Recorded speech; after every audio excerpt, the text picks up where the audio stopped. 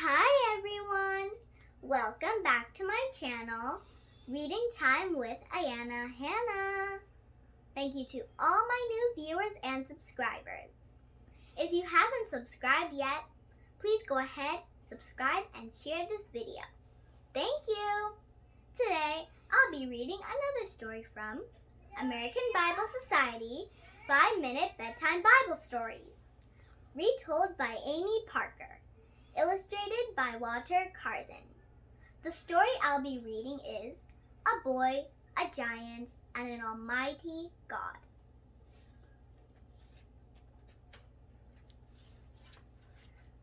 A Boy, a Giant, and an Almighty God. 1 Samuel chapter 17. Deep in the valley between the hills, two armies met for battle. On one hill, the Philistine army gathered. On the other hill, King Saul stood with God's people, the Israelites. They were all lined up ready to fight. Just then, a giant stepped down from among the Philistines. He walked into the valley and stood between the two armies. The giant was more than 9 feet tall. He wore a bronze helmet on his head. Scaly bronze armor covered his chest and wrapped around the bottom of his legs, and he carried a long bronze javelin. "I am the mighty Goliath," the giant roared. "I will fight for the Philistines." Goliath looked at the Israelites up on the hill. "Send someone down to fight me," he shouted. The Israelites trembled in fear. They didn't have any men as big as Goliath, not even close. And if the Israelites couldn't defeat the giants, the Philistines would win the battle. The Israelites didn't know what to do, so they hid in their camp. Every morning, Goliath stepped down into the valley and called the Israelites out to fight. "Send someone down to fight me," the giant shouted. And every morning, the Israelites listened in fear. Meanwhile, many miles away, a man named Jesse filled large bags with cheese and grain. Jesse had 8 sons.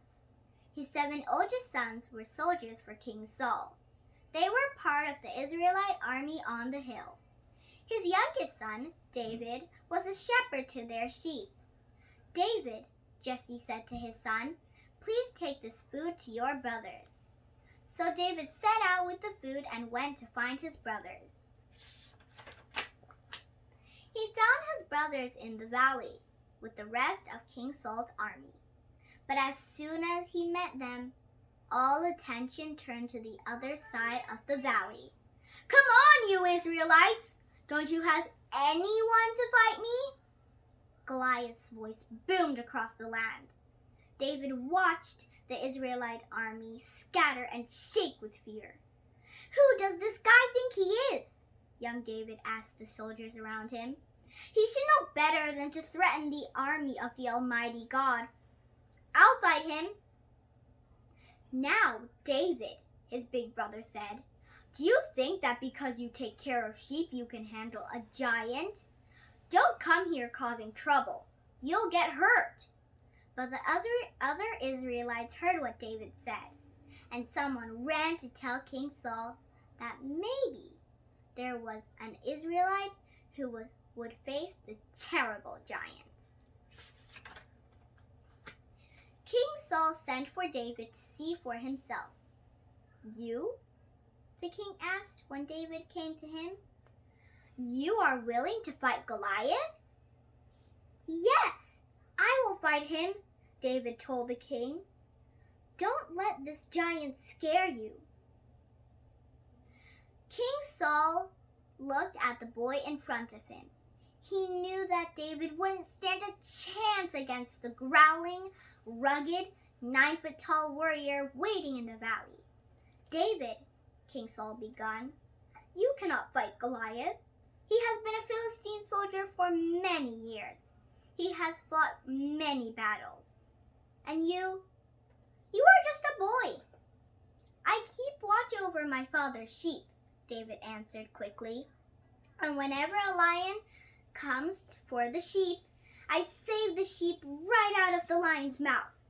The same God who has kept me safe from the lions will rescue me from the Philistine giant." "Very well," the king answered. "May God be with you as you face Goliath." Then King Saul gave David the best armor that he had, the king's own armor. David put on the armor, but when he tried to walk, he slumped and stumbled.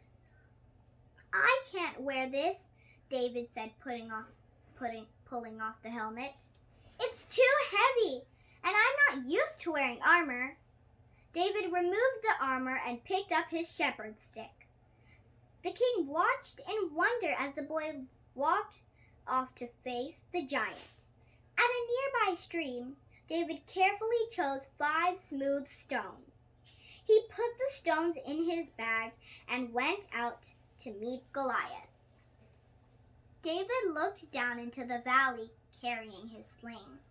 He looked up at the 9-foot-tall giant towering above him. He gulped. His heart was beating hard in his chest.